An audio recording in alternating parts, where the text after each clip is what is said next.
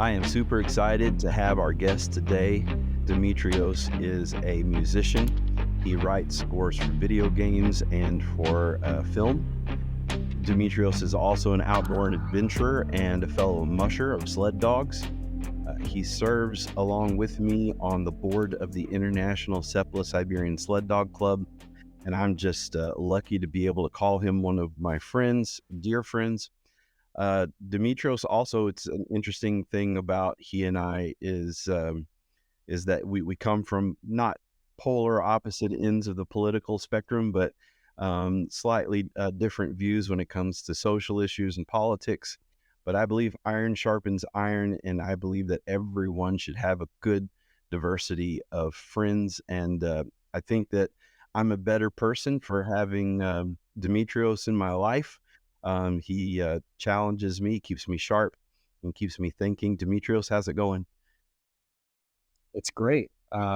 Likewise, I'm very honored to be here. So let's start with just tell us a little bit about yourself, and you can, go into as much detail as you want. But from what I understand, you come from a very strong Greek family, and so just start there and tell us a little bit how you came to be who you are. yeah, we're gearing up for Greek Easter. Is this coming Sunday, Greek Orthodox Easter? So that'll be a good time. Multiple families will get together for that, as is pretty common for Greek holidays, any big holiday. So I live in Vermont. I've lived in Vermont a long time. I can't claim the title native Vermonter. I was I was born in New Hampshire, and I've hopped over the line and back a couple times. But yeah, I've been in Vermont, I would say maybe 75% of my life. But lifelong New Englander. Um, I'm a mental health crisis clinician by day or evening, to what shifts I pick up, and I love that work. Pays the bills, and then yeah, I have a whole host of things that I do musically, um, and the last few years, my everyone I feel like picked up something during COVID, whether it was their sourdough starters or their knitting or whatnot. Mine happened to be mushing. So I've been doing that for a few years, and every year I'm ramping up. I'm doing more, and now I've got a team of two, thanks to you. So always looking to expand that. So was Yeah, it the dogs that brought you to mushing, or was it outdoor adventure that brought you to the dogs? Which came first? the dogs. Yeah, the dogs came first. I think so. When I got my first husky, I had just come out of a period where I felt really holed in. I was inside a lot. Was over the course of a rough winter, and I got him that following spring, maybe early summer, and by necessity, I was out more. I was more active, and I mean, I'd said my whole life since I was little, anytime I talk to my parents about wanting a dog, I'm like, I don't want just any dog. I want that kind. And again, my parents actually had a husky when my mom was pregnant, and so I don't know if there's some kind of exposure in the Some womb. spiritual connection with the Arctic breed. For sure, set me on that. But yeah, I mean, I spent a lot of my life outside for sure, but I think as far as the kind of really pushing through the woods and hitting the trails, the dogs came first, and they showed me that this is this is where to go. And This is what to do. Yeah. you placed in your first race this season. That was pretty cool. Yep. Yeah. Uh, Yeah. It's a lot of yeah, fun. yeah. Looking forward to doing that again. Tell me about what's going on in your music. Like, give us a little bit of a rundown of who you've, what games that you've created scores for, any films and that kind of thing. Yeah, so I've done just one game as a like an original custom score. There are actually really cool events. I don't know if you've ever heard the term game jam. Yeah, basically, yeah. So it's this event where it's anywhere from like 24 hours to a month, and you get a team together, and usually there's a theme of some kind released on the day that it starts, and then you have X number of hours or days to make a game start to finish that people can actually play and upload, on itch or whatever. And so this past summer I did one that was a 48-hour game jam. And it was cool. The team was from all over the world. A couple guys, I think two from Europe, one from somewhere in Western Asia, and a couple here from the States. So it was a diverse team, really just a lot of fun. I got to shut myself in a little bit and just tinker, and I didn't really matter, what came out. I just had to make sure that it was ready and that it fit. Um, it's a great way to sharpen my skills. And actually, I'm going to be doing one similar for film this coming weekend. There's a 48-hour film Awesome. festival we do each year, and so I'm on a team with some folks from the Boston area, but I'll be working here in my studio. Yeah, and then I've done a couple film projects. My big one was I did my first feature film in 2022. And that I had kind of been brought on the team for that project for a while, and it was supposed to release a year prior, and then COVID hit. So that pushed, I think it pushed some of the definitely pushed shooting back. I don't know if it pushed funding and that kind of stuff back. But that actually it gave the filmmakers an interesting opportunity to kind of reevaluate their strategy and make some narrative changes. And that was a really cool project. And I think my favorite part about any of this stuff is if I can really get under the hood, but also like in the filmmaker's Hmm. head or in the team's head, and just whatever I write score wise, I want it to be as integral and woven into the DNA of the Yeah. thing as anything else would be. I want it to feel as natural as the costumes and the sets and the lighting choices. I want it to really be a part of it, not just a commentary on it. Well, So yeah, a couple other smaller things. Koko ni Inai, which is a really cool project. It's a combination of live action and animation, and some of my music is set to both and either. So few other projects. There's some stuff that's not film or video games, but those are nearing completion, nearing the readiness point where I could talk yeah. about them. Not Yeah. quite. Well, I've gotten the opportunity to listen to some of your work online, and you've been gracious enough to share some links with me, and I'm really impressed. I personally feel like there's a nice uh, depth, a spiritual depth to your music. Enjoy what I've heard so far. I'm still trying to twist your arm into getting you to do a bumper music for this for this podcast. But that brings me to a point that I was thinking of as you were talking. One of the universal things, music is a universal thing, and it seems like one of the things that draws me to everyone that's in my life, you know, outside of family, is music. I come from a very strong musical family, and it just seems like the people that I connect with, I always go, "Oh yeah, you're a musician. I should have known." And so, you and I connected through dogs, through mushing, and then of course I find out you two have devoted quite a big chunk of your life to music, and I think that's a good thread that kind of holds things together. Yeah. Well, my good family friends, the Hayeses over here in Vermont, who they bred my family's Cocker Spaniels, wonderful dogs. But I became close with them by performing in our worship Okay. band in church when I was in high Yeah. school. So that's, and then through a number of connections somewhere along the way, that's what led me to you. So one way or the other, yeah. Yeah, one of our first conversations towards the end, we're like, we can bond over Yeah. that too. You mentioned your studies in music as well, vocal performance, Yeah, I right? have so I have a minor in music with a focus on vocal performance.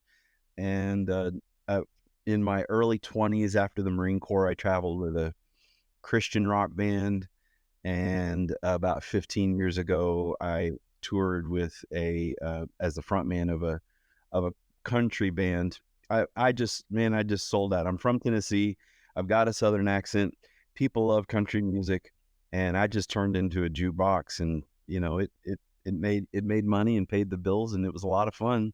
Wasn't very artistically creative because I was performing other people's music at that point, but it was a lot of fun, and uh, you know, playing music with friends. It's a great thing. Yeah. I've always considered myself much more of a writer and composer than a performer, but I will say there is had my rock band days as well in Mhm. college, and a little before, and not much since. And yeah, there's some sort of X factor performing with other people, especially with people that you're already Yeah, close with, that yeah, that I haven't tasted quite as much of that in yeah. recent The years, style which is with your creative work that you're doing now in studio, it's more of a one man show, and I'm not performing anymore. But it's funny. You mentioned playing music in your church. I could tell when I was growing up playing music in church. I could tell if someone was having a bad day. I could tell, and also in my bands, even the country music band, if someone was having a bad day or if someone was in a bad mood, you definitely felt that coming through the music. And yeah, it's funny that you say that. I have memories of my mom turning to me in the pews at church or in the car listening to CDs or whatever radio music was on, and her being like, "Do you hear that? Like, what do you think of that?" And I don't come from a musical family in the sense that, like, none of my family were trade musicians, but certainly musically inclined. And actually, I'm not in my studio to do the interview today, unfortunately, but right on top of one of my studio monitors sits the very first instrument I ever got, which was given to me by my maternal grandmother, who's not with us anymore. But she was a huge influence on my life when I was little. And yeah, so she got me. I don't know if it technically is an accordion. mm, It's like a kid's yeah, accordion, but it stays in my studio as a reminder. I must have been I couldn't have been older than 6 or yeah, 7 when she gave me that. Um, so yeah, but I have memories of that same kind of thing. It was like, oh, is that harmony's a little weird, or are they hmm clapping on the hmm wrong beat? That kind of. yeah. My parents were traveling evangelists, and what that means is they would just travel and preach and play music. It was kind of a thing in the 1960s and early 70s for them. I guess mostly late 60s, early 70s. To you know, they were expected, these traveling evangelists, to be a musical team, and as well as preaching. So my mom played the accordion, and my dad played the acoustic guitar, and I've got all of these black and white snippets from newspaper articles from around the country of my mom and my mom with her big hairdo and the accordion, and my dad with his guitar in newspaper clippings and articles. My dad was 18 and she was 16 when they got married, and he had a fastback Mustang and ripped the back seat out of the Mustang for their luggage, and that's what they lived out of. They just traveled the country playing music. So, and it wasn't much better when I entered into the family. Um, by then, they had a travel trailer and stuff like that, but we were still traveling around the country. So there's a little bit of gypsy in the blood, I guess. How much of your formative years did you spend kind of hopping around So like my that? early years until I was all of my single digit years until I was about 10 or 11 was on the Mhm. road. And Yeah. so then my dad started uh, pastoring churches. So then it slowed our roll down a little bit. He'd be here for 3 or 4 years and there for 3 or 4 years. But that's really when I started playing music was, the drums were easy to pick up. And then this musician was out of church. So I'd pick up their instrument and, heck around. Yeah, you're great. Yeah, my first Yep. instrument was a saxophone, and I lived about 2 blocks away from uh, a really bluesy black church. I mean, they had the music was just amazing in this church, was phenomenal. The pastor played electric guitar lead. His son played electric guitar rhythm. His other son played the bass, and they had this drummer. And you know, oftentimes they were in revival services every night of the week, and it was a blues jam session for hours in their church. And so because they knew my dad, I'd walk down there with my saxophone, and they let the white kids sit in on the sessions. And that's really where I cut my chops. I was sitting over in the corner. I'd ask them what key they were playing in, and they'd tell me, and then I'd just sit over in the corner with my saxophone face to the corner and just peck out, until I found the notes that went along with it. Uh, So were you reading charts, or you knew the key and you were well, improv? so they would 'Cause tell that's me the weird. key, and then I would figure out Yep. what notes went with that key. And the Yep. same thing happened with me with piano. My mom had me in piano lessons early. I hated it. And I mean, years in, I was still playing Three Blind Mice because I just hated it. And then we moved to this new city where um, the music director of our church was my piano teacher. And she just put the sheet music away. And she said, "What's a song you like?" And I can't remember the song right now, but it was a 4 chord song. And instead of teaching me how to read the music, she taught me how to make those 4 chords on the piano.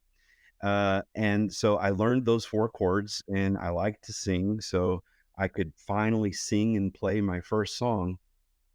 A week later, I was 12 years old. I remember I was 12 because that was the year that I wrote my first song. A week later, I took the 4 chords that she taught me in a week, and I had rearranged them, and I had written my first song. And when I went back to her the next piano practice, I could play the song she had taught me the week before, and then I had rearranged the chords and played for her a song that I had written. And um, that actually helped me understand sheet music better because I Mhm. had this practical application of being able to play by Right. ear. Does that make sense?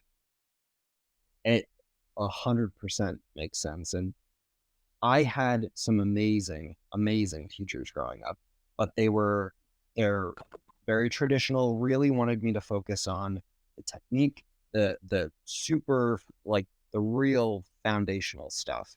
Um, which I mean I can say now in retrospect, I wish I had taken more to that. But I had a little bit of a little bit of rebellious rub to me. And No. I I can say I doubt she'll ever watch or listen to this podcast. If she does, I'm very sorry. My piano teacher growing up, phenomenal teacher, phenomenal human. Elena Gott. There was a chunk of time where I took piano lessons with her. I don't it wasn't the whole time. It wasn't very long, but there were a few pieces where I successfully managed to trick her into believing that I was reading the sheet music, and I had learned them entirely by Yeah. ear. So does 30-year-old me wish that I could go back and just Sure. tell myself, just learn to read the Hmm. music? Definitely. But I think some of those things, my ear was always guiding me. And so it wasn't until I was about 16 or 17 that I started to really realize that, hey, if I got my ear and this language that's supposed to serve my ear to work together a little more, I could do some cool stuff. So Yeah. So you said the accordion was the first instrument you ever owned, but what was the first instrument that you picked up and started playing? yeah, good question. I think it was Okay. piano. And my dad had some guitars in the house, one of which is one of my electrics. It's a PV T15, which there's not a lot of them around anymore, but it's an awesome guitar. He had some guitars around in the house, but I just would kind of sit there and strum Hmm. them. As far as the first instrument that I actually learned and started to work at, it would have been piano. And then was probably 11 or 12 um, when I got a bass guitar. Actually, I went from bass to six string instead of the Oh, other way yeah. around.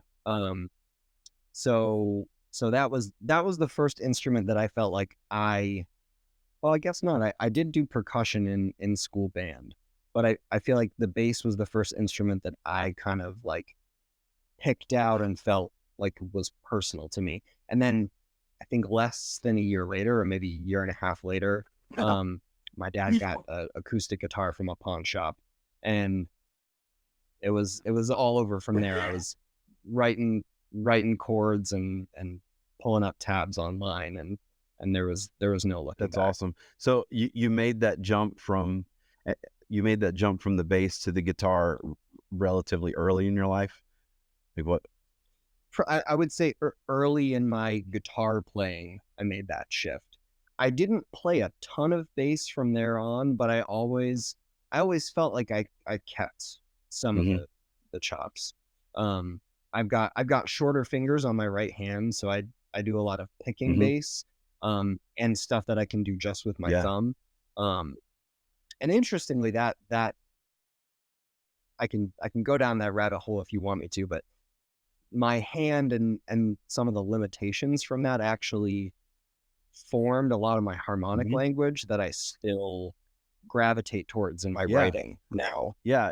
And we see that every being a left-handed person, which is I'm a lefty, but never having left-handed drums or a left-handed bass Mm, guitar really shaped the way that I play. And so what is distinct about the way I play the bass is I have a lot more dexterity on the neck because I'm left-handed and I'm playing a right-handed person's guitar. And I'm a lot more clumsy with my right hand, down on the picking. So that these things can be viewed as handicaps, but they can also be viewed as, as part of your creative energy that helps to shape you. And because when I was a kid, you didn't get special instruments. Like if there's a bass there, that's what you got to learn how to play. Parents aren't going to town and buying you a left-handed bass. So, yeah, if they can find one, which they yeah, probably yeah. at that point they probably would have had trouble. Yeah, yeah, and so, like, for me, it was saxophone and then piano, and, of course, I wasn't competent enough at piano to be playing, in church, and it's funny, in the South, especially in the Appalachian Mountains where I grew up, when I say playing in church, it was like a honky tonk.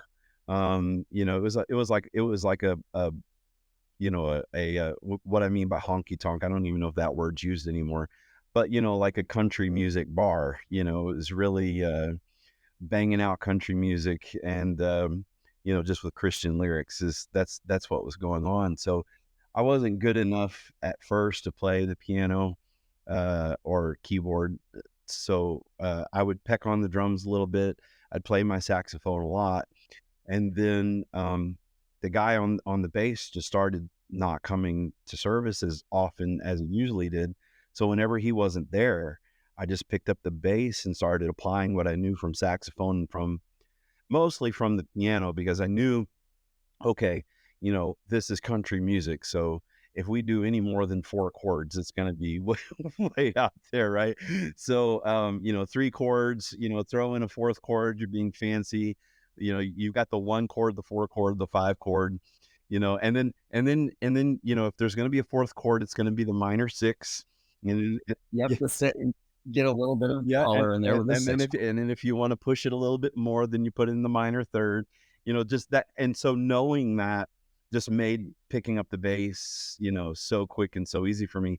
The thing I wish I had not done, I had a friend I started my first band when I was 12, and he was 18, and he had been playing classical guitar. His parents were wealthy and had him in lessons taking classical guitar. His fingers are all up here on the neck, doing all that fancy stuff. And so that was my point of reference for guitar, was him. And so to me, it was like, man, if I had just started playing guitar when I was 12, I could be great at it, but I'm never going to be great at it now. So I'm not going to bother. And then when I was 20, I was like, man, I really wish I'd started playing guitar when I was 16. And then when I was 30, I was like, man, I really wish I'd started playing guitar when I was 20. So the moral of this story for anybody listening is it's never too late. Pick it up, start Yeah. learning it. Don't make excuses. Well, and a perfect example of that is it was like I was 13 or 14 before I actually really played 6-string guitar. Well, my brother, now that I was playing guitar and guitars were in the house and amps were on, and now that it was a part of our home, my brother started before he was 10 for sure.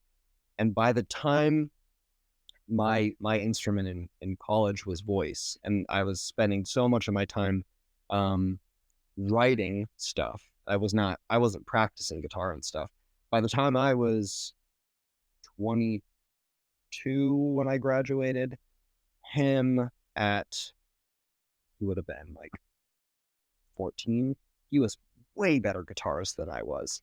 I think he also that was like his thing. I think he grabbed onto guitar a little bit more. For me, it became a tool for writing.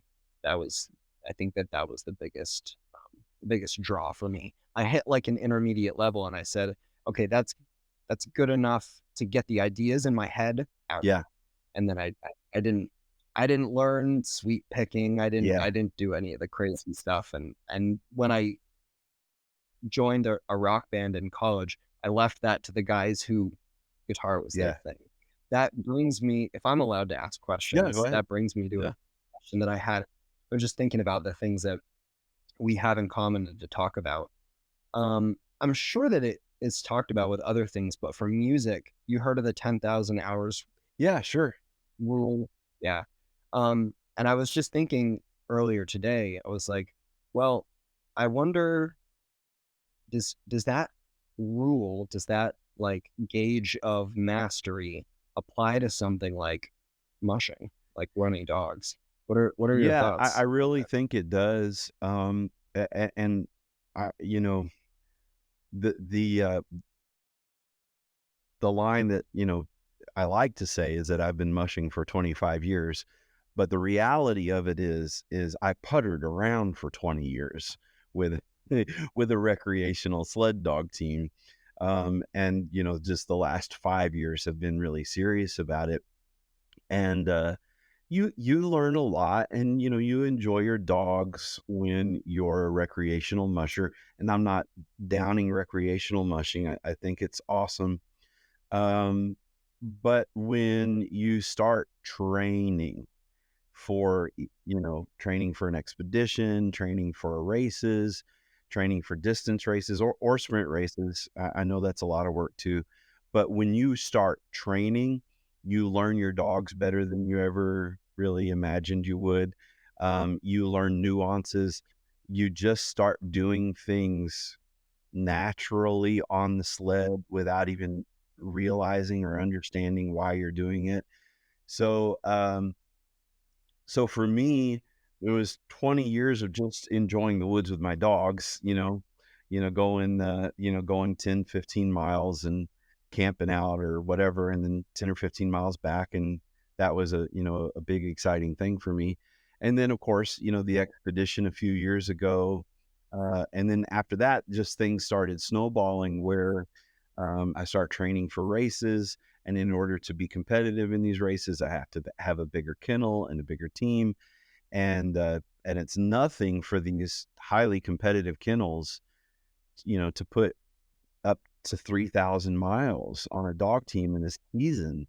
And so for me, in the last couple of years, uh, just, if your dogs are traveling on average 8 or 9 miles an hour, and you're putting, 1,600 miles on them before the big race, you do the math and you start realizing, man, I'm spending a lot of time out here with these dogs.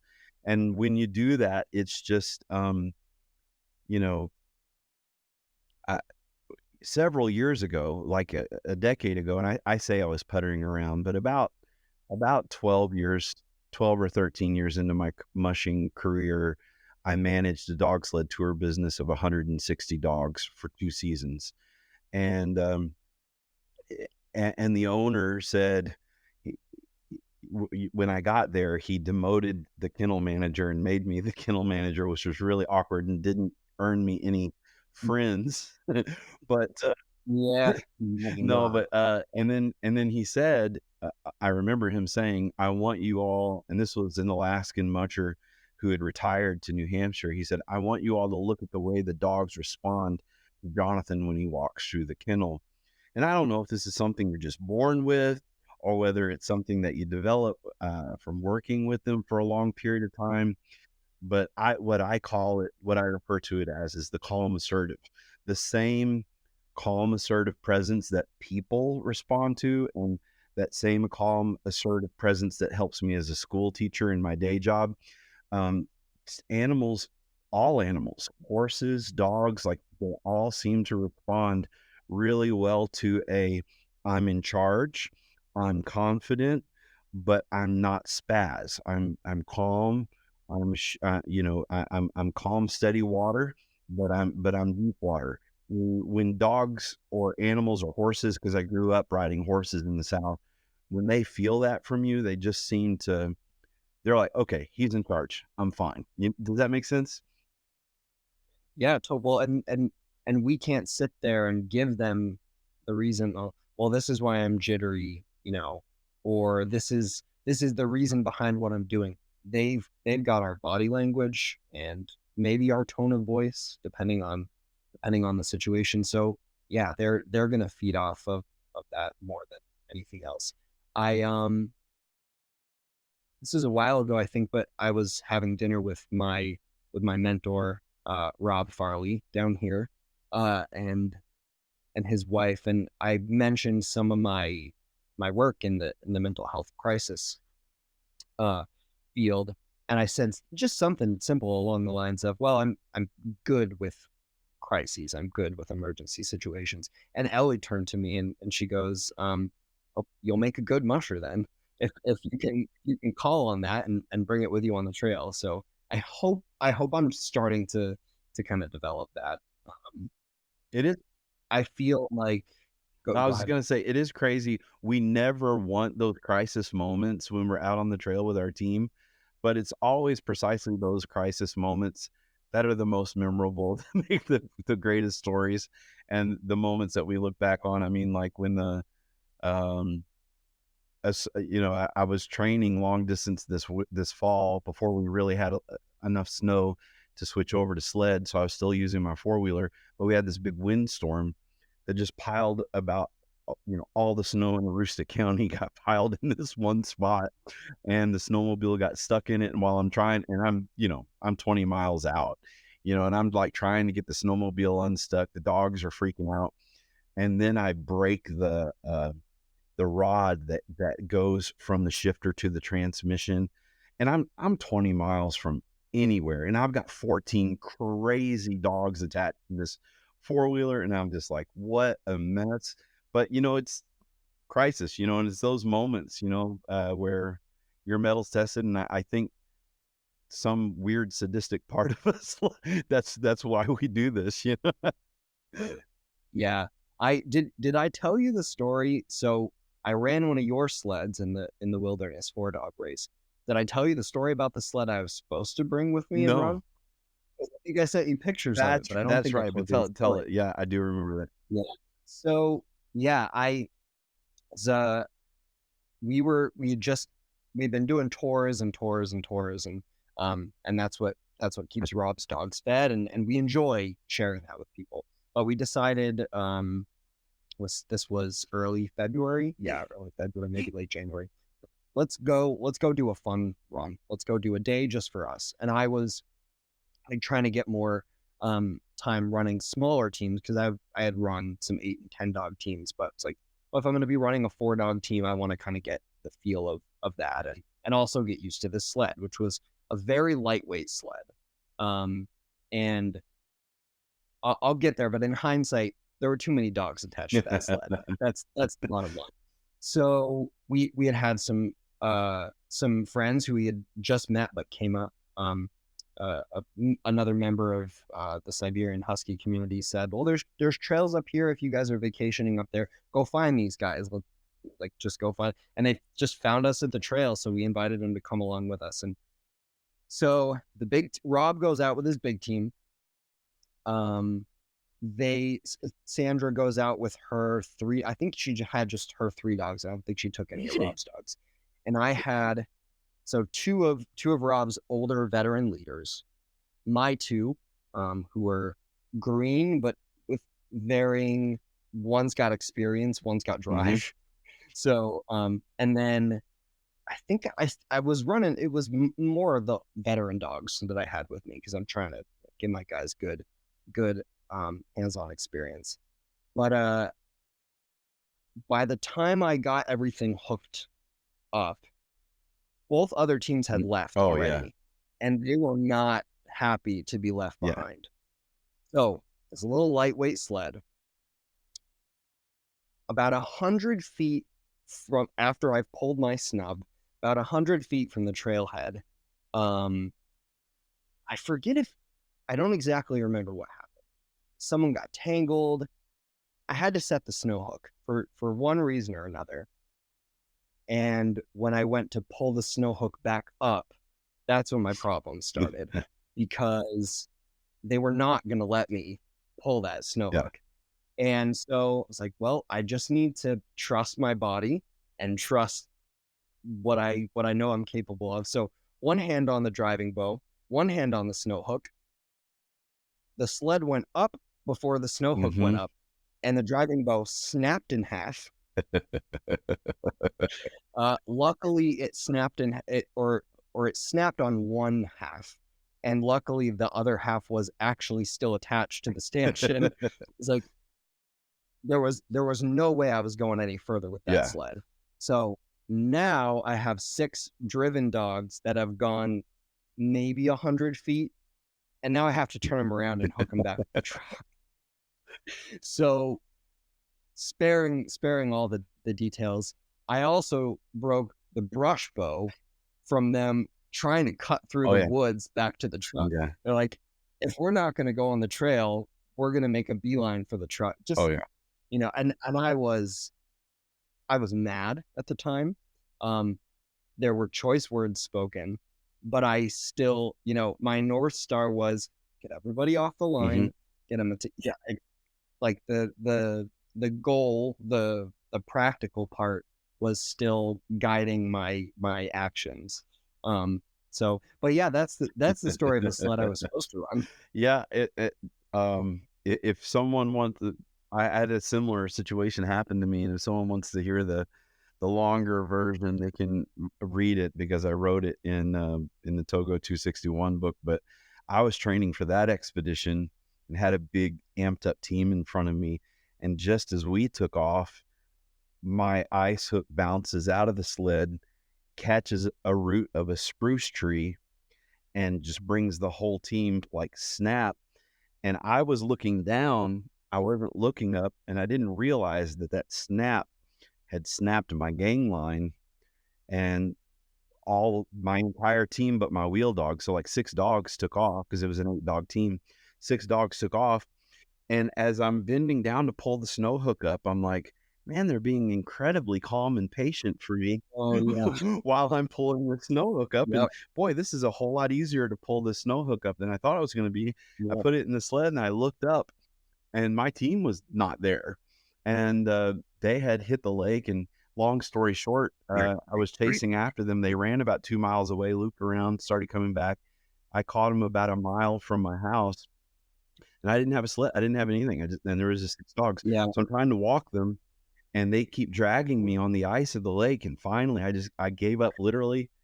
This is a true story. I wish someone had gotten it on video. So I was like, fine, I give up. I was just tired of fighting with them.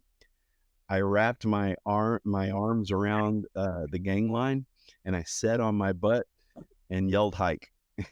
It was just scooting across Yeah. the lake on my butt with 6 dogs. It was crazy. We kind of as the season wound down, we trying to keep the dogs active a little bit.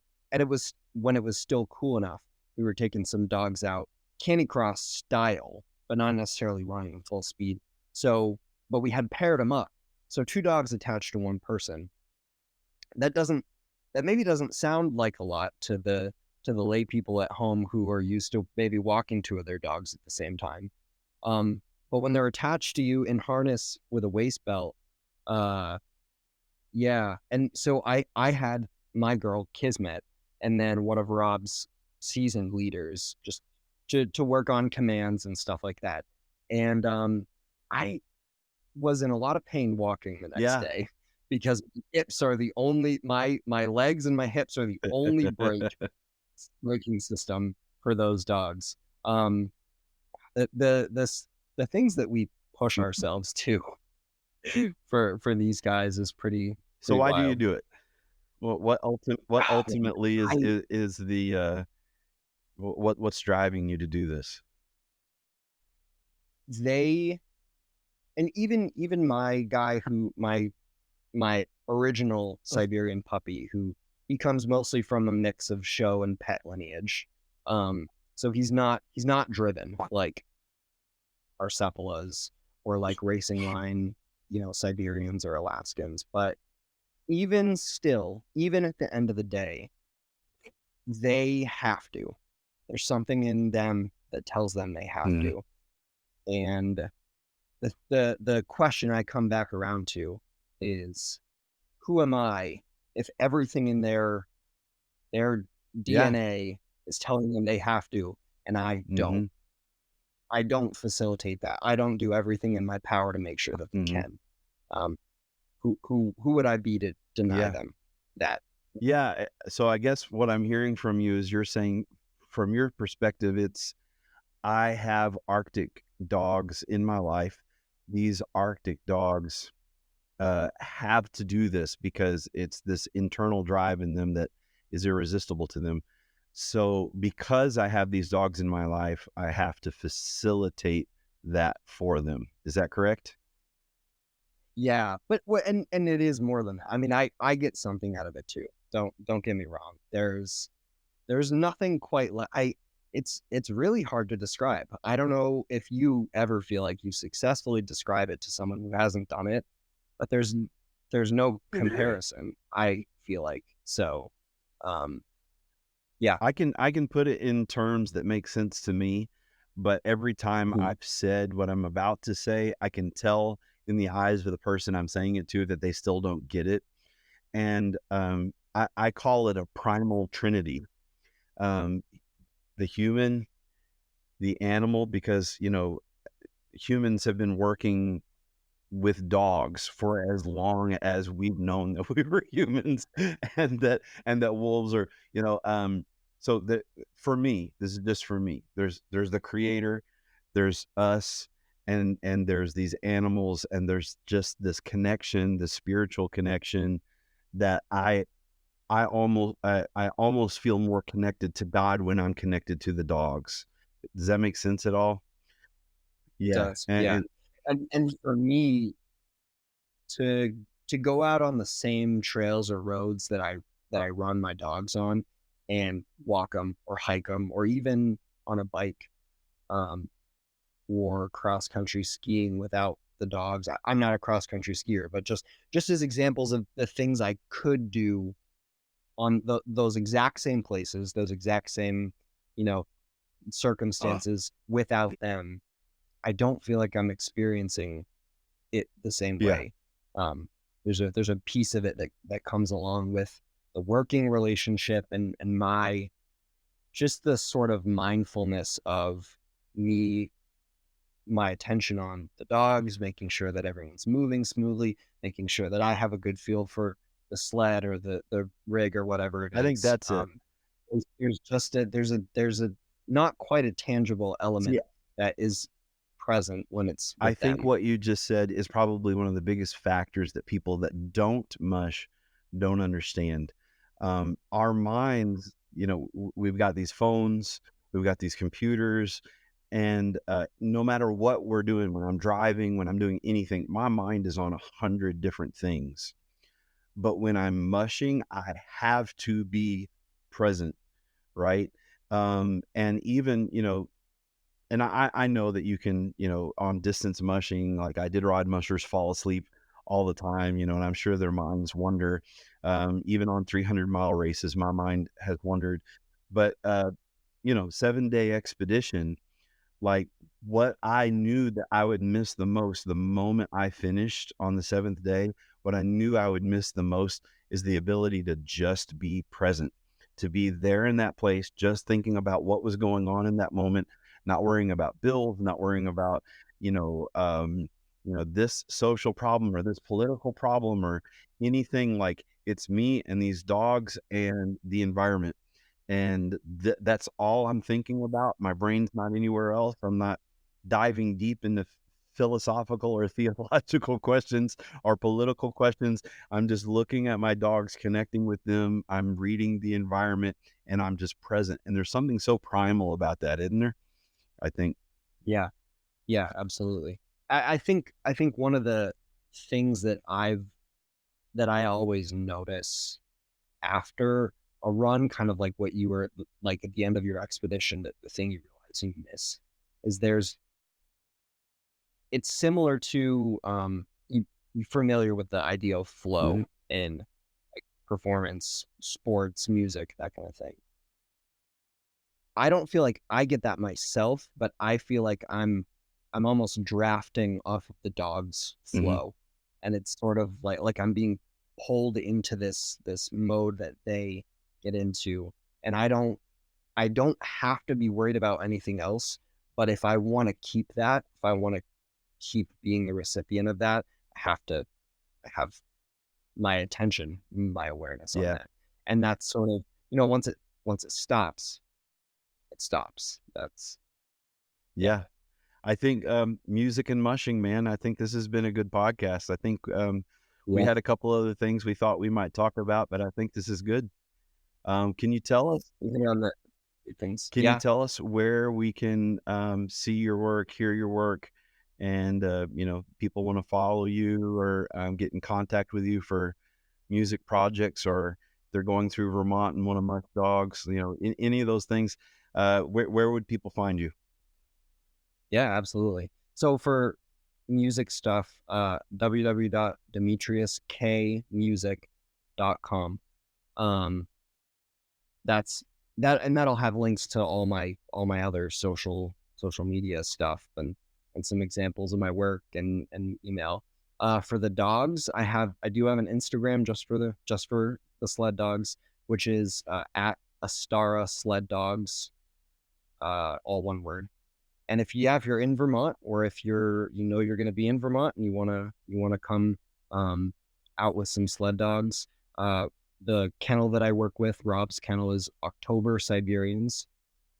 So that's um, we're happy to take you out, happy to show you what it's all about. We love nothing more than It sharing that. sounds So awesome. I'll get all of those links and I'll put them in the show notes for this podcast.